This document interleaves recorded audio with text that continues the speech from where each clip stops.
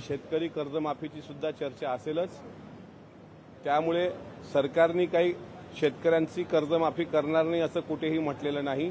योग्य वेळी शेतकऱ्यांची कर्जमाफी होईल आणि या अधिवेशनामध्ये शेतकऱ्यांना दिलासादायकच त्या ठिकाणी अधिवेशनानंतर दिलासाच मिळेल। सर, लातूरमध्ये शेती परवडत नाहीये असं फलक लावून शेतकऱ्यांनी आपली शेती विकायला काढली। औसा तालुक्यातल्या 70 वर्ष जो एक शेतकरी आहे ते आपल्या बांधावरती शेत विकणे आहे असं फलक लावला। हे सगळं प्रकरण खाजगी सावकाराकडून जी उसनमारी होती त्याचं होतं। मात्र एकीकडे कर्जमाफी मिळत नाही आणि शेतकऱ्यांची शेतकऱ्यांची कर्जमाफी होणार नाही असं सरकारनं कुठेही म्हटलेलं नाही। योग्य वेळी शेतकऱ्यांची कर्जमाफी होईल। आम्ही शेतकऱ्याची लेकरं तिथे बसलेली आहोत।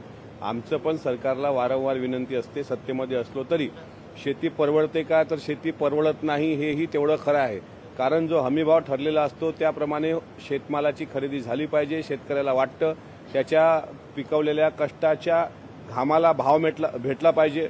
पणनच्या माध्यमातून आम्ही माननीय पणन मंत्र्यांना आणि सरकारला सांगितलं की कृषी उत्पन्न बाजार समित्या या काही भ्रष्टाचाराच्या अड्ड्या झाल्याचं निदर्शनास येतं। कारण त्यामध्ये प्रायव्हेट व्यापारी घुसलेले आहेत आणि ज्यावेळेस शेतकऱ्याचा शेतमाल घरी येतो तो कृषी उत्पन्न बाजार समितीमध्ये नेल्यानंतर तिथं प्रायव्हेट व्यापारी ज्या पद्धतीनं त्या शेतकऱ्याची लूट करतात त्यामुळे शेतकऱ्याला सुद्धा ना त्याच्या पिकवलेल्या मालाला भाव भेटे ना त्याच्या शेतीला योग्य तो दर भेटे।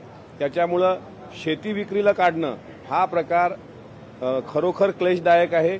मात्र एक गोष्ट खरी आहे की शेतकऱ्याला शेती परवडते का, तर शेतकऱ्याला शेती परवडत नाही।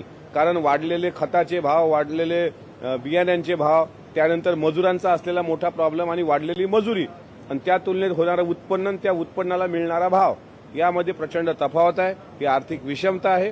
ती आर्थिक विषमता नष्ट करण्यासाठी आमचं सरकार प्रामाणिकपणे प्रयत्न करणार आहे। शेतकऱ्याच्या पाठीशी हे सरकार तितकंच खंबीरपणे उभं राहणार। पण अजित पवार म्हणत आहेत किंवा यावेळी देखील अजित पवारांनी दाखवलं की कर्जमाफी संदर्भात मी कधीही बोललो नाही। तुम्ही एकच भाग घेता। अजितदादांनी जे वाक्य म्हटलं ते माळेगाव सहकारी साखर कारखान्याच्या संदर्भातल्या एका बैठकीमधलं होतं आणि दुसरं वाक्य एकदा कोल्हापूरला ते बोलले होते। पण माझ्या अकोल्याला ज्यावेळेस ते आले त्यावेळेस स्वतः अजितदादांनी ते दुसरं स्टेटमेंट पण तुम्ही बघा।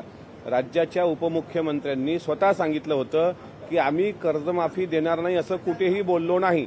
योग्य वेळी शेतकऱ्याची कर्जमाफी केली जाईल हे वाक्य महत्वाचं आहे। तुम्ही एकच वाक्य धरून त्याची पुनरावृत्ती केल्यापेक्षा दादांनी त्या उत्तरार्धात जे सांगितलं हे महत्वाचं वाक्य आहे। त्यामुळे शेतकऱ्यांनी निश्चिंत राहावं।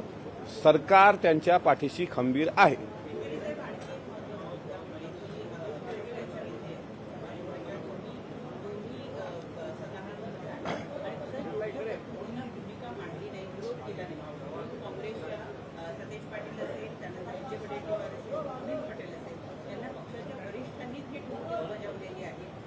कुठेतरी पक्षाची भूमिका ही योग्य पद्धतीनं मांडली जात नाही असं त्यांचं जरी म्हणणं असलं तरी प्रसार माध्यमातून आम्ही सुद्धा अनेक वेळेला प्रश्न हा उपस्थित केला की विरोधक योग्य पद्धतीनं विरोध करत नाही।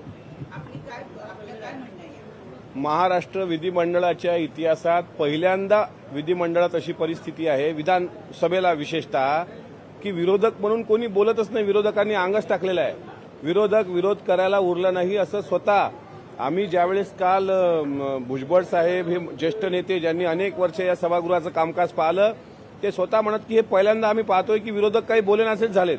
जनसुरक्षा विधेयकामध्ये साधारण विरोधातले प्रचंड पुरोगामित्वावर बोलणारे लोक त्या जनसुरक्षा